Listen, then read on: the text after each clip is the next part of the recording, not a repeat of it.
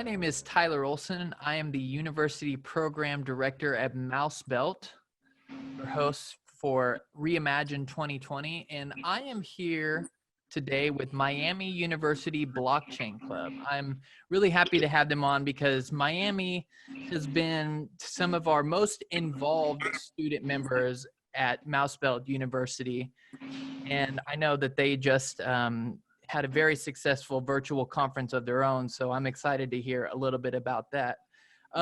Maybe we could go around and each of you could introduce yourselves.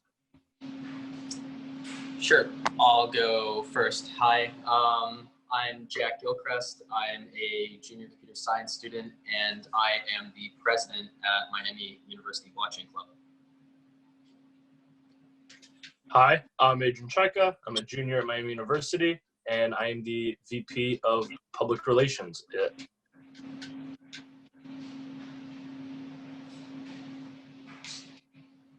there anything else? No, someone else just want to go. There's not really an order. Hey guys, I am Torsten Overbeck. I am a junior computer science student, and I am currently the VP of Education at the Miami University Blockchain Club. Hi, I'm Alexandra. I am the VP of Finance for Miami University Blockchain Club, and I'm also a junior finance major. Hi, I'm Peter. I'm the VP of Projects at the Miami University Blockchain Club. Hi, I'm Allie Blackburn. I'm a sophomore accounting major at Miami University, and I'm the director of social media for the Miami University Blockchain Club. Hello, I'm Ashton Barker. I'm a senior at my university, graduating next week, and I am past president of the club and now a strategic advisor. Hi, my name is Alex Stan. I'm a sophomore accountancy major at Miami University, and I'm the VP of Professional Development at Miami University's Blockchain Club.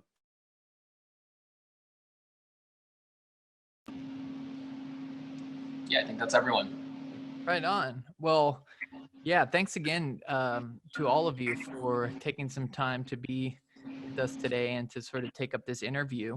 You know, I know that this space, and by this space, I mean the cryptocurrency and the blockchain space, this sort of emerging little corner of tech, has a lot of, has a wide variety of people in it. And each of those people have very different backgrounds, and they have very different interests. And with that, there's a lot of different aspects of what's going on here that sort of draw them in. So I'm curious to hear what some of you are interested in. What's y'all's story, and how did you get involved in crypto and blockchain?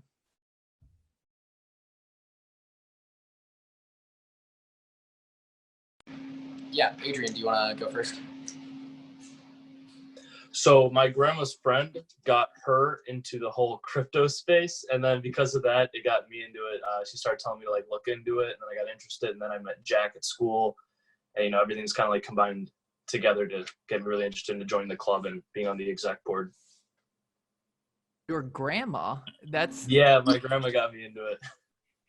What was your grandma doing? Was she a day trader with three desktop screens propped up, or? She just did the basic investment. Like, she just put her money into Bitcoin. It was her friend that he did a lot of day trading and stuff, and he like told her about it, and he convinced her to make an investment. I see. So did you have conversations with her about what Bitcoin was and what blockchains were, and did you form any opinions about like how that was a good or a bad thing for a shift in our economic practices, or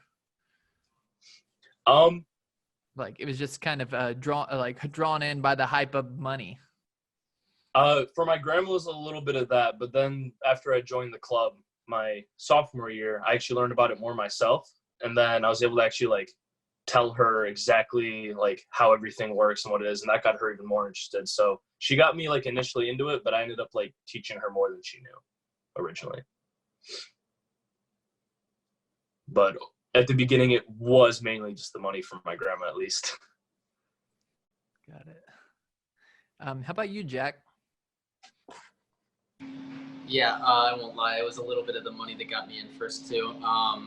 But after 2017, 2018, that whole bubble popped, and I wasn't a millionaire overnight. I got a little annoyed and figured I had to find some other way to make some money off of this. So I quickly realized that the development sector of all of this was really what was trucking through while everything else was falling apart. So I invested a lot of time in that, and then I got to know some of the people in the blockchain club as it was starting up, and I really started to understand the social impacts of it. And at that point, I kind of went full tilt into just trying to spend all my time learning about it, educating about it, building, and frankly selling stuff with it. So, yeah. So do you have a technical profile? When you say technical profile, do you mean like just a list of stuff I've built? Or yeah, I mean, like, I guess that is to say, are you a technical person? Are you into like the development and the software side of things, as opposed to just gaining enough knowledge to see why it might be a good investment? Yeah, absolutely. That's very much a good description. Ashton Barger, who's on the call as well, we started a company last year out of this club, and we had the opportunity to work on a decentralized insurance platform. So I did a lot of the smart contract construction and a good amount of actually hooking that up to the user interface with the Web3 package. So on top of that, other smart contract platforms, I'd say Hyperledger is probably the biggest one for me that I use a lot. But yeah, in general, definitely really focused on the technical stuff primarily. Yeah, and that's a pretty typical narrative that we see, is that a lot of people, and not just in cryptocurrency and blockchain technology, but in, I guess, most things more broadly, you see a lot of people are attracted by the monetary incentive that's built into whatever it is that we're talking about. And that's natural, right? Because money runs the world, and we're all looking out for our best interests in that respect. But you see this narrative a lot. You see people are drawn in by the monetary incentive. They're following the money, as it were. And then once you get wrapped up in this space, you start to see very quickly that there's a lot to learn, right? There's a lot of technical things going on under the hood, if you will. And once you get to that level, it starts to seem like a very intimidating space. Yeah. And that brings me to my next point. There's a lot that we still don't know about distributed ledger technologies. There's a lot of use cases that we still haven't identified as, being in need of something like a blockchain. There's a lot of, even for the more technically oriented person, there's a big learning curve when it comes to learning the blockchain code pattern, if you will. And so what I'm getting at here is that there's a high demand, there's a lack of education, right? So I wonder, since y'all are a blockchain club at, a major university, what is the state of blockchain at Miami? And what are y'all trying to do with your club to help facilitate some conversations around blockchain education? Yeah, I think we'll have Torsten go first, and then Ashton, if you want to jump in after him.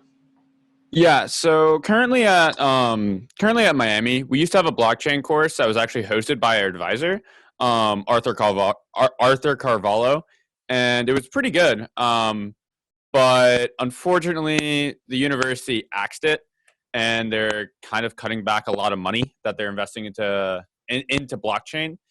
And I think we've seen this trend around other universities. So the idea that we've actually come up with recently, especially post-conference, is we want to try to reinstate our blockchain classes. But doing it through the university seems, it's kind of sketchy. So what we want to do is host our own blockchain classes. And we want to try to get people certifications and badges to show, hey, I did this course about, I don't know, finance or law or whatever. And then we can give them a certification that they can show off on their LinkedIn, show off on their resume, put in their email signature saying, hey, I completed this. And yeah, it's from the conference, we were fortunate enough to actually get a lot of good connections. And people saying that they want to do this, they want to engage and want to help educate people in the technical space and help, show off like what you can do with blockchain.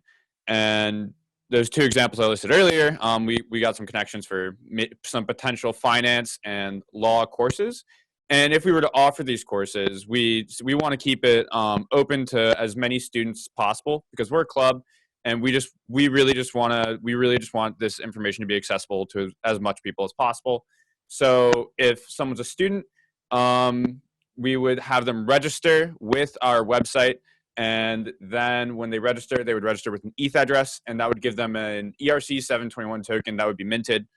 So then it would verify, yes, they are a student, and they can get that information for free. If someone's not a student, we don't want to gatekeep and then just keep the information away from them. So then we would have it so they could pay for a course, or maybe they could pay for all the courses. And then when that course is paid for, we would then send around 50% of the revenue over to the person that's hosting that course, for example. So that's just an idea that we have right now. We need to work on building the infrastructure, because there's a lot that goes on behind that. But that's sort of what we're looking to do in the future. And then in terms of education that we are currently doing, we hosted some workshops that were actually really, really great at our virtual conference. And you can go check it out at our website, virtualblockchain.io. And then there I hosted a workshop personally that was just 0 to hero. How do I start learning? How do I start developing decentralized applications? And I did that by hosting a simple workshop, just going through the first chapter of Crypto Zombies, showing like how to use, how to get test ether, how to use a faucet, what's MetaMask, why do I need this? Just the absolute basics, trying to show people, hey, there are resources out there. Here's where you can learn. And I really just hope in the future, with the direction that we're moving, we can facilitate more learning and then have more opportunities for students. Ashton, do you find that there is a lot of interest like amongst the student body? Are people receptive to these, hands that you're lending to the community? Yeah, so so originally the club was founded back in late 2017, and it was founded on the basis of really just educating people mostly around crypto. And the club consisted mainly of finance students within the business school. And that's, we hosted our educational kind of meetings within the business school every couple weeks. And that's kind of how the club was running. And you would see attendance kind of rise and dip based on the price of Bitcoin. So it was kind of just like, oh, is it really hot right now? Are people really interested? And that's kind of where we were seeing interest initially. That was late 2017. So, obviously that's going to be how it is. But early into 2018, we started getting into more research-based kind of educational sessions, and we gave like research positions and stuff. This is when I first started getting involved. So, immediately I thought it was a super interesting idea. I started doing some research on social impact. And then some other people did some research articles and things like that within the club. And then I got the chance to intern in Shanghai, and that experience where I was interning at a crypto company was actually super interesting and pushed my passion further. And so, I had an interesting path to where I really just wanted to keep going. but not a lot of people get like internships like that, so they don't necessarily just keep going with that interest in specifically blockchain. So that's where I was kind of unique. And when I came back, I became the professional development chair of the club. And what I wanted to bring when I first started being involved in the club was a side to the technical, which we were kind of not necessarily advising on as much. It was more just basically educating what is crypto, what is blockchain. But I wanted to bring the technical side a little bit, start to engage the engineering school a little more, and then also do more professional development workshops. So being in the club, you don't necessarily have to just learn about blockchain. You can also start to develop your own skills. You can present to the club. You can go to different events. And that's kind of where this overall club that gives you more than just, an education is kind of where that came from. So I became the president late 2018. And then from there, we started getting involved in engineering school, like I said. And that's where we started to get interest from computer science students who, they might have done development on other technologies, but not necessarily specifically blockchain. So that's where we kind of tried to start our first Solidity workshops, Ethereum workshops. And, we didn't get the most numbers there because it's kind of hard to show people why that's super necessary on like a flyer or something. And so that's where we started to dive into other opportunities. So we had the idea to host a professional from industry. He was the co-founder of a company called Loop, which sold for over $100 million in Cincinnati. And he was really experienced in the real estate profession and recently co-founded a real estate blockchain company. So we basically invited him out to the club, and we also collaborated with the real estate club at Miami. And that was one of our most attended events, specifically because we got people that had no clue what blockchain was, but they had a specific interest or specific career that they wanted to go into, and they just wanted to know how it impacted them. And so that, I think, for us was a real turning point versus, just focusing on just blockchain, versus, collaborating with other people at the university, collaborating with other types of students to show that there's an impact in their own industry. So I think that's something that we want to continue to model in the future, and that's something where we've seen the most interest. But in general, like I said, when crypto isn't a hot topic, might not have as much interest in the club. But we're trying to grow the interest based off of the different sectors we're pushing into within the university. By the time that you were meeting with the real estate club, was there any conversation in the larger crypto community around tokenizing other real world assets, such as real estate investments and things like that? Was that a part of the conversation there? Yeah, actually. So basically what he's doing and what he was doing at the time was creating an exchange for tokenized real estate assets. And so he was working with another company, and they were basically creating this exchange where you can, you don't have to be like a specific type of investor, really. It's the overall goal was to get more of the regular people able to invest in real estate with just tokenizing it and then being able to invest in a piece of the real estate, so a piece of the building, not having to buy 100% of it, but maybe just having 10% of it and making a little bit of money based off the rent that the building is accruing, or the money from the vendors that are there, and things like that. So I think that was definitely a big part of that conversation, and that's where a lot of the interest in the real estate club came from. Great, thanks. And I know that y'all just had your own virtual conference. Allie, I wonder if you could tell me a little bit about how that came to be and what were some of the hurdles that y'all had in trying to bring that to fruition. Yeah, just about 2 weeks ago, we hosted a virtual blockchain conference, and we definitely took advantage of this opportunity to make it virtual rather than just giving up on the idea of the conference, because we were no longer able to hold it in person. But we had around 50 speakers from different companies like EY, Deloitte, IBM, Microsoft, and even the United States Congress, and even more. And being able to have those different companies sponsor and provide people to speak for it was amazing. But there was around 30 different sessions and panels as well that just touched over different topics such as healthcare, real estate, and especially within healthcare, COVID-19 was discussed as well. The hurdle we had to jump over was that it was supposed to be in person, and we jumped that by a lot of pushing on social media and using different applications we might not had to have used if it was in person, such as using the WOVA app to actually host the information and to have all of the streaming through. But and a lot of just advertising on Twitter and making connections and on LinkedIn and stuff like that to get people interested and have the turnout that we ended up having. Yeah, I mean, I can really attest to the fact that y'all did a great job at advertising things on Twitter, because every day, maybe even twice a day, you know, there was a new post showing, okay, and then the next keynote that we have on the list of speakers is, yeah, I thought that was great.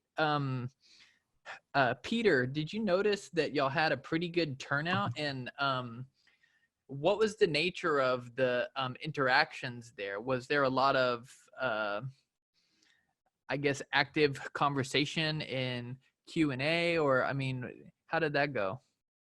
Yeah, so there was a pretty good turnout. I'm not sure the exact number of people. I think it was like 250, 500 people is what Ashton said. So he's got that. But yeah, the Q&A sessions were pretty good. We had, after like the conversations, we were using, the Zoom meetings. People would be able to post their questions in there, like directly to the speaker. And that'd be facilitated through, like one of us would usually be in the meeting, like talking to the person. We also, we got in contact with an app, Wahova, and they helped like run the conference. And then on through that app, there was like discussion boards for people to post their questions and interact with each other through there. I see. So it's kind of like people could have their questions in queue, and then somebody might announce that question. So maybe not in every case they were actually getting to show face and address the speaker. Is that kind of how that worked?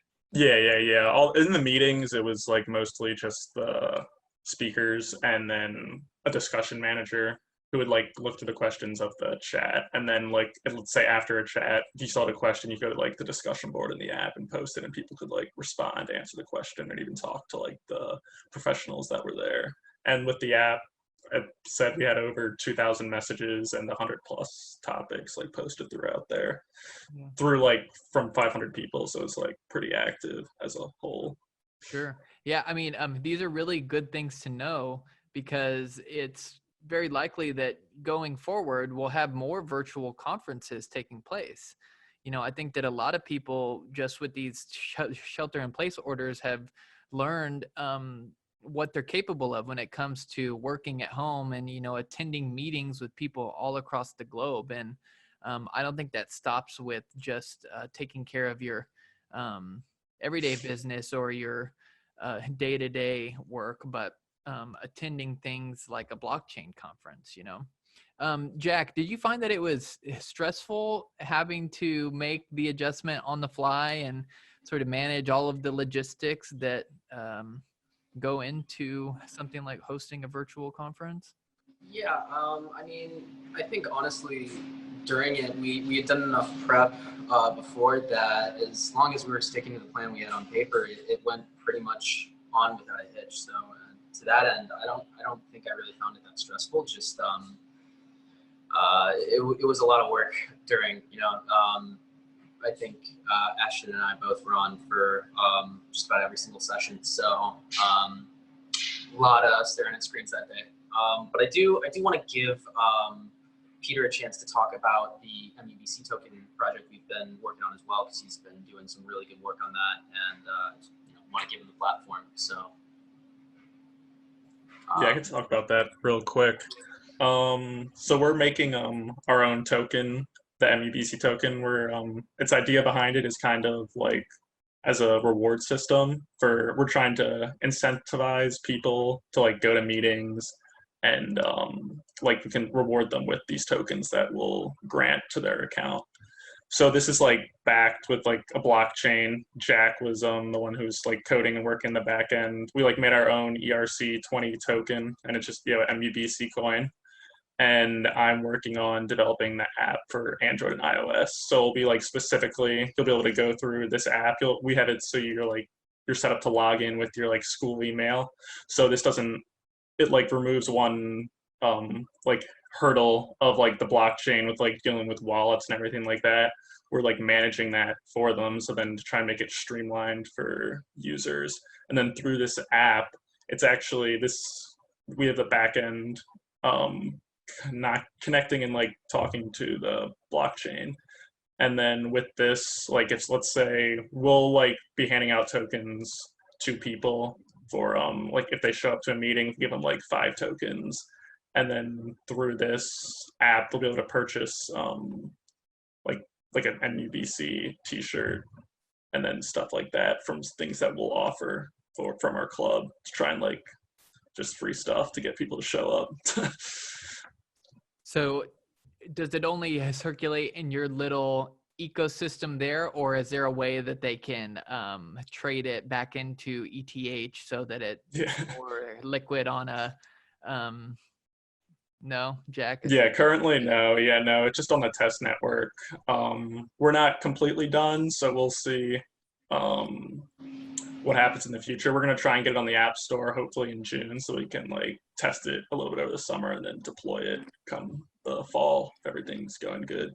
Cool. Yeah, I think ideally Mbbc token shouldn't be ever held by someone who's not an Mbbc. So unfortunately, you're not going to be able to buy it on Binance. Yeah, sure. And that's probably a good thing. Yeah, we think so. Yeah. We don't need every ERC20 token out there to be trading against, BTC and whatever other, well, let's not call them casinos, but we don't need it. Yeah, it's more supposed to be kind of a utility token almost that's facilitating interactions in our club. If we want someone to do something, they are rewarded by getting these MUBC tokens, and in order to give those tokens value, we take all these opportunities like Peter described, t-shirts, and lock those behind an item shop that you have to spend these tokens on. But beyond that, they're not tradable, they're not spendable on other stuff, they're not supposed to have value as the way normal cryptocurrencies are supposed to. It's more just to kind of get people comfortable with the technology and make some kind of insights as to how we can build blockchain applications that users are actually comfortable with opening and using on a normal basis without having to deal with all of the crap that comes with traditional blockchains. So. Right. So yeah. So like it's almost like an educational test net, right, for how to sort of use the other tokens out there that sort of trade in a larger economy. And I think that that's a really clever idea to build your own token to incentivize your members or for people to become members of your club so that you can sort of keep pressing on in your educational goals. There are actually a couple other schools that I've spoken to recently that have done very similar things. Lazar over at Southern Illinois University,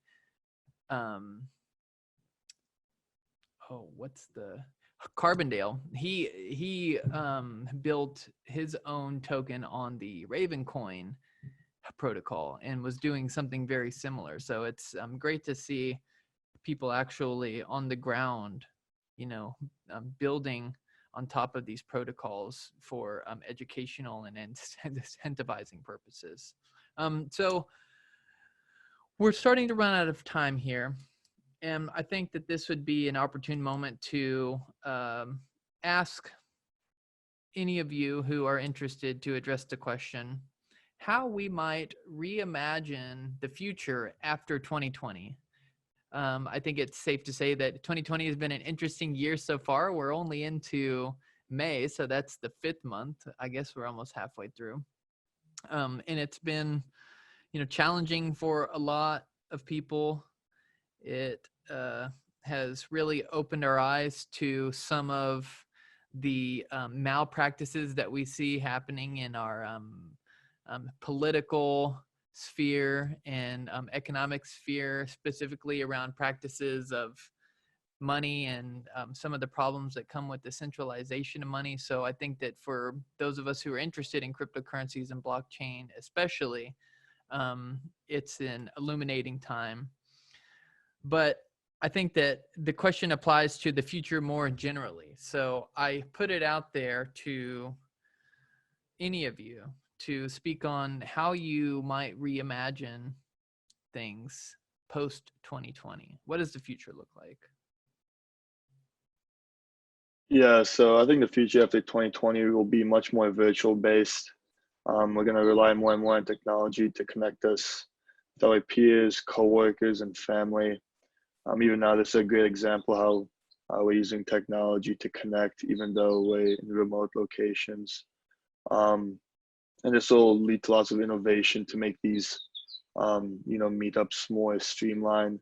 I was talking with one of my friends the other day, and he said this one thing like, I'm an accounting major, so he's like, all these accounting firms are going to realize that everyone can just do the same work from home and just shut down all the office buildings and save a whole lot of money.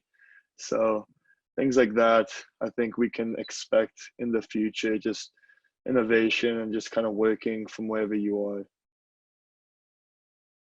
Yeah, and if I can expand on that, it's a great point, Alex. Something that I definitely learned from the virtual blockchain conference, and I'm sure others are starting to realize this as well. There's definitely a bigger push for education specifically to move further online and to make more resources available from the click of a button on the internet. And so, we're trying to imagine what ways we can still interact with students more. And specifically, we want to think about also cross-campus collaboration, because that's a really easy way for people to interact remotely and virtually is across different campuses. And so, you don't necessarily need to be going to the same school to interact and network and learn from other people that are also in university or also going to school. And so that's part of the idea around the Midwest Blockchain Consortium. And hopefully we'll get a time to talk about that later in this conference as well. But we specifically want to think about pitch competitions, conferences, different events where even like recruiting events, because that's something where like something like COVID could spread easily when you're shaking hands all the time. So ways that we can even think about recruiting differently and helping students to still push forward in times like this where it might be a little bit more virtual. So that's kind of part of our goal, but also really to start engaging across campuses and do projects and consulting work and building different things across different locations. So yeah, that's what I see in the future. How about you, Alexandra? How do you see the future? I think it's going to be very interesting, especially considering where we are right now. I feel like we're all forced onto being virtual without having much of a choice or having much time to prepare. And I think that it's going to show people in the future that we don't necessarily need to be in person.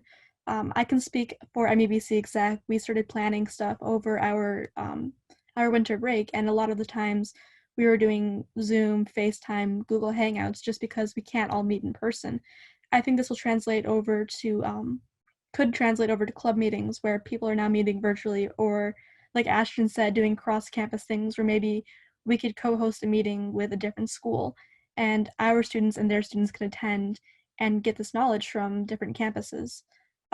As for classwork, I can definitely see it heading in the direction of having some online, some virtual, and then expanding the scope even more to businesses. A lot of companies send employees out to go see clients on location, and I think that's going to change a lot because of COVID. And people are seeing now that I don't necessarily need to be in my physical office space with this person. I can just hop on Zoom and we could accomplish the same exact thing. So I think it's going to be really interesting to see how all this transforms the business and the academic world. Yeah, I definitely agree. I think y'all have some very astute insights to just what the implications are for us going forward. And I definitely see that a lot of major industries are going to take a hit because of this. But hey, that's, I think that's one of the beautiful things about a free market is it really pushes us to be dynamic and to sort of adjust to things on the fly. So yeah, and there you have it, folks. That's Miami University Blockchain Club. I thank you all again for taking some time to hop on this interview.